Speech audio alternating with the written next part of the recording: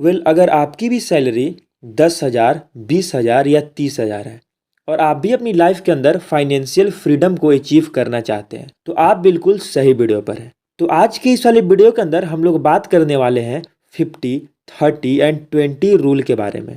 तो चलिए वीडियो को शुरू करते हैं। 50, 30 एंड 20 रूल के अंदर सबसे पहले आता है 50%। ये वह अमाउंट है जो आपको हर मंथ अपनी नेसेसिटी के लिए खर्च करना है, जैसे कि grocery, rent, transport, bills. Then आता है हमारा 30%। यह वह अमाउंट है जो आपको फन, हैप्पीनेस एंड एंटरटेनमेंट के लिए खर्च करना है। देन आता है हमारा 20%। यह वह अमाउंट है जो आपको हर मंथ सेव एंड इन्वेस्ट करना है। तो अगर आपकी सैलरी सिर्फ 10,000 है तो क्या इस केस में भी 50, 30 एंड 20% रूल काम करेगा? इस केस में आपको 80-20 रूल को फॉलो करना पड़ेगा। इसका मतलब है कि आपको 80% अपने एक्सपेंसेस के लिए एंड 20% सेव एंड इन्वेस्ट करना पड़ेगा।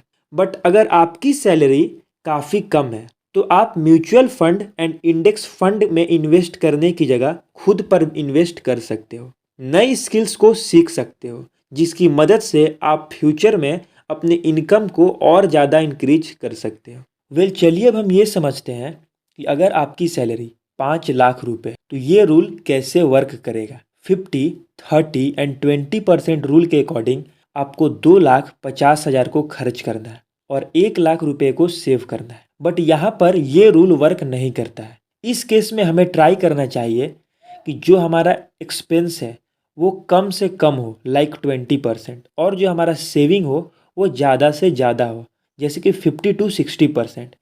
जैसे जैसे हमारी सैलरी इंक्रीज होती है वैसे वैसे हमें अपने इन्वेस्टमेंट अमाउंट को भी इंक्रीज करना चाहिए और अपने खर्च को कम से कम इंक्रीज करना चाहिए। हम में से काफ़ी सारे लोग सेव करने के बारे में तो सोचते हैं बट सेव कर नहीं पाते। तो उसके लिए ये काफ़ी ज़्यादा इम्पॉर्टेंट है कि आप अपने इनकम एंड एक्सपेंस को ट्रैक करो, क्योंकि आप जब तक अपने इनकम एंड एक्सपेंडिचर को ट्रैक नहीं करोगे तब तक आपको ये पता नहीं चलेगा कि आप कहाँ पर अननेसेसरी खर्च कर रहे हो, और जब तक आपको पता नहीं चलेगा तब तक आप उसे कंट्रोल नहीं कर सकते हो। अब आता है सबसे मेन पॉइंट, इन्वेस्टिंग, कि आप लोगों को अपने फंड्स को कहाँ पर इन्वेस्ट करना है। आप लोग चाहे तो म्यूचुअल फंड या फिर इंडेक्स फंड में अपने पैसे को इन्वेस्ट कर सकते हो। आप लोग यहाँ पर इन्वेस्ट करके लॉन्ग टर्म में 12% का इंटरेस्ट को काफ़ी इजीली जनरेट कर सकते हो। तो चलिए अब हम ये समझते हैं कि अगर आप आज 5,000 पर मंथ की SIP को शुरू करते हो और आज आपकी एज है 20 साल और आप हर मंथ अपने अमाउंट को लगभग 5% से इंक्रीज करते हो, तो एट द एज ऑफ 60 आपके पास होंगे लगभग 7.85 करोड़ रुपीज़। यहाँ पर जो हमने रेट ऑफ इंटरेस्ट कैलकुलेट किया है वो किया है 12% के हिसाब से, जो कि लॉन्ग टर्म में हमें इजीली मार्केट से मिल सकता है। बट अगर ये सेम कैलकुलेशन हम 30 की एज में स्टार्ट करते हैं तो हमारे पास होंगे ओनली 2.33 करोड़ रुपीज़। तो आप लोगों ने इस एग्जाम्पल के अंदर ये देखा कि कंपाउंडिंग किस तरीके से वर्क करता है, और कंपाउंडिंग के अंदर ये इम्पॉर्टेंट नहीं है कि आप कितना अमाउंट इन्वेस्ट करते हो, बल्कि इम्पॉर्टेंट ये है कि आप कितने समय के लिए इन्वेस्टेड रहते हो और अपने अमाउंट को कितना टाइम छोड़ते हो कंपाउंड होने के लिए।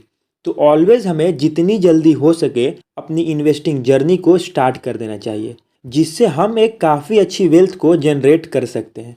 जब आप इस वीडियो को देख रहे हो तो ये भी आपके लिए काफ़ी अच्छा टाइम हो सकता है अपनी इन्वेस्टिंग जर्नी को शुरू करने का। आई होप आज की ये वाली वीडियो आप लोगों को काफ़ी ज़्यादा हेल्पफुल लगी होगी।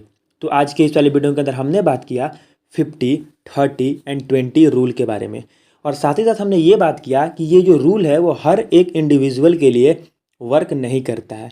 हर आदमी के लिए इस रूल का अलग मतलब हो सकता है। और जाते जाते मैं आप लोगों से एक बात ज़रूर बोलूँगा कि हमारी लाइफ के अंदर जितना इम्पॉर्टेंट फाइनेंशियल फ्रीडम और वेल्थ क्रिएशन है, उससे कई गुना ज़्यादा इम्पॉर्टेंट है कि हम अपनी करेंट लाइफ को भी इंजॉय करें, क्योंकि हमारी जो लाइफ है वो काफ़ी ज़्यादा अनप्रिडिक्टेबल है। तो आज के इस वाले वीडियो के अंदर बस इतना ही रखते हैं।